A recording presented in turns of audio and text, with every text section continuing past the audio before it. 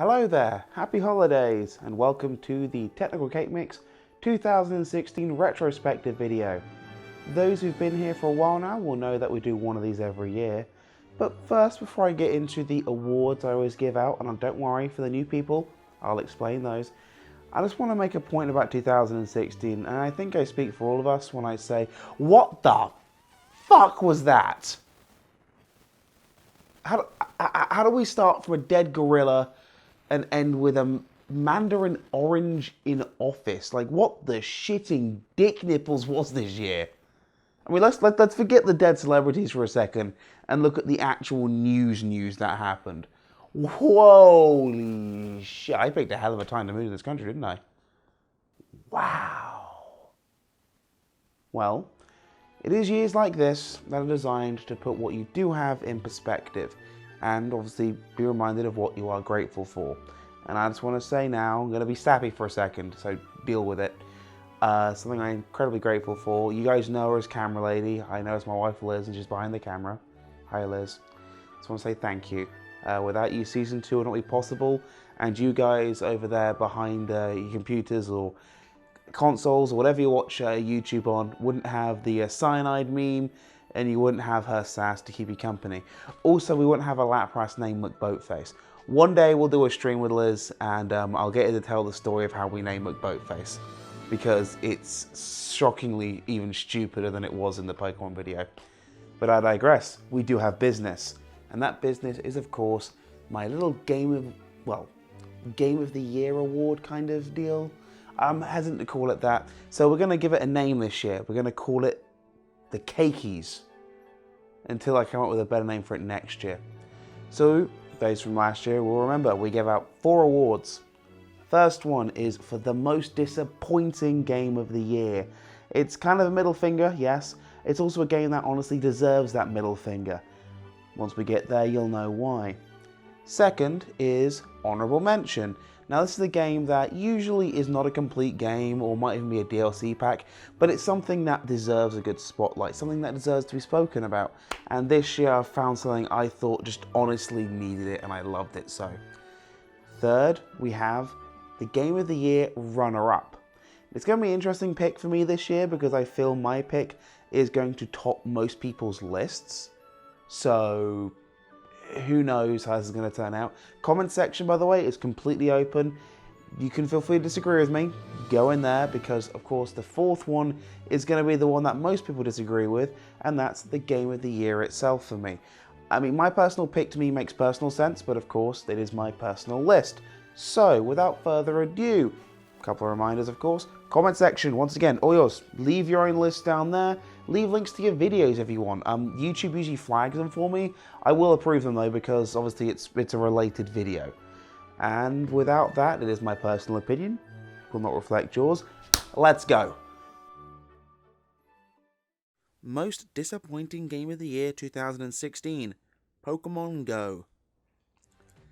Let's start out once again with this nasty category, and also start out by giving it to a game that absolutely fucking deserves it. Let's ignore the fact that this game's servers are 95% USSR potato technology. Hell, let's ignore that the battle system is utterly mundane and based on tapping a smartphone screen instead of a 20-year-old established system from the source games. You know what? Let's even ignore that it heavily favours players in the city. Let's instead focus on the fact that Niantic, the people Nintendo licensed to make this product, literally built it atop a pre-existing game in a show of extreme laziness. Hell, and they even failed to deliver on basic promises made in their announcement trailer, such as trading and battling with friends. As I record this, the Generation 2 update has just gone live, and to be frank, the player base that was waiting is now nothing but tumbleweeds. It's not a good game, people. It's being operated by idiots. And you know what, honestly, I think it's time we just let it die.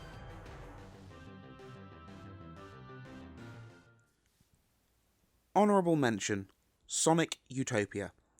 Contrary to popular belief, I do actually enjoy Sonic games. So when I saw this trailer, from a fan expo of all things, I just had to get that demo and play it. Hot diggity daffodil, this has so much potential and promise within it. Mr. Lange or Lance or however it's supposed to be pronounced, please, I beg you and your team, do not fuck this up. This here is the first time in well over a decade that a new Sonic game has immediately put a smile on my face. And Sonic Team, bruh, seriously, like, step it the hell up. You're getting bopped by a bunch of fans working on Unity, who captured the raw joy of playing a classic Sonic game in an open world 3D space. Links are in the description, so you can go and grab this demo, and I really implore that you do, it's quite something.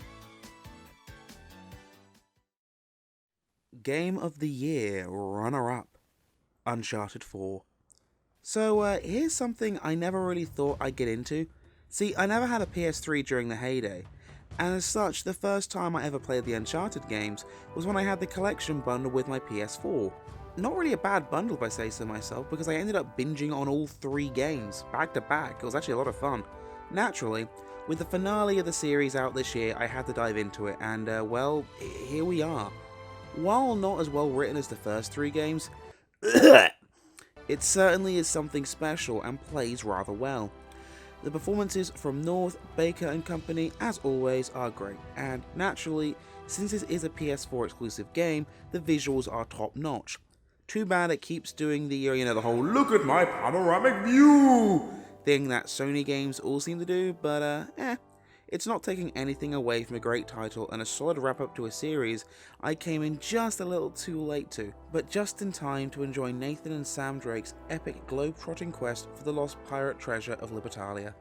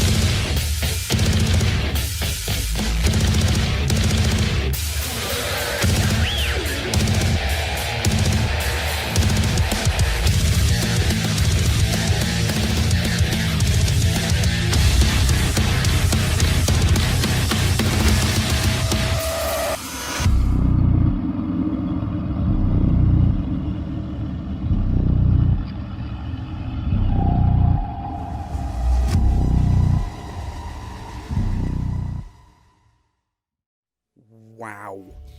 Just wow. Do you know what Doom 2016 or New Doom is? This is that one old guy in a martial arts flick who a bunch of young Call of Duty and Battlefield type thugs try and take on, but instead get their asses beat into a fine paste. This is, by far, the best single player shooter campaign I have played, and since I arrived so very late to the Wolfenstein New Order party, I'm so glad I got this one at launch. It's very, very clear. id Software is back, and they are here to fucking stay. From the second Doom guy quite literally punches away the plot, it's a non-stop carnival of mayhem that never failed to put a giant grin on my face with some of the best gameplay and level design that I've seen in years. Seriously, at least once a week since launch I've fired this up and played through a level or two. It's just that good. The only downside is the multiplayer being a bit bland, and the other mode, Snap Map, well, it did start off rather basic. You know what, it's actually flourished into a rather neat little map and mode creation tool that you and your friends can play out some insane levels. I also want to point out how well optimized this game is. This is running on Xbox One, the supposed weakest console of the current crop. Look at this shit, it's gorgeous! Seriously, if you have any love for id, shooters, ultra-violence, or just gaming as a medium, then you owe it to yourself to play through Doom's campaign. And there you have it. My pick for Game of the Year is indeed Doom. Bunch of people who know me will tell you that's a pretty safe pick for me. And yeah, look, the multiplayer was freaking worthless, but Snap Map was actually surprisingly kind of cool. Plus, they've been updating it pretty frequently, but that campaign is to die for. Like, holy crap. Seriously.